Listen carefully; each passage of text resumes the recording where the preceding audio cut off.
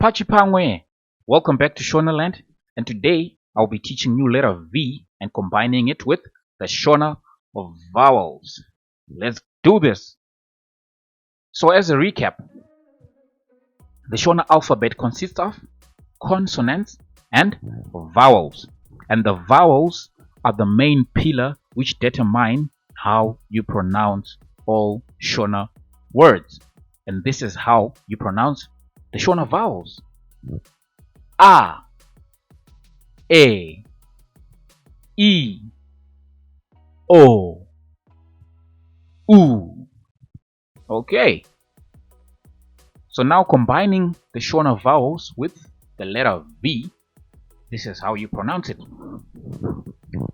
Combining letter V with A, it's va, va, va, va. Combining it with E, it's ve, ve, ve. Combining it with I, it's vi, vi, vi. Combining it with O, it's vo, vo, vo. Combining it with U, it's vu, vu, vu.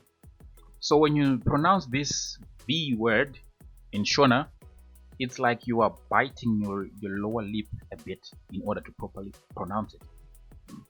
So to give you simple words, so it becomes va, va, ve, vi, vo, vu.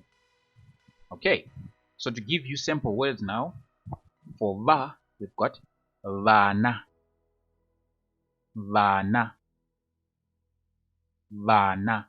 In English that's children, vana. For ve, it's verenga, verenga, verenga.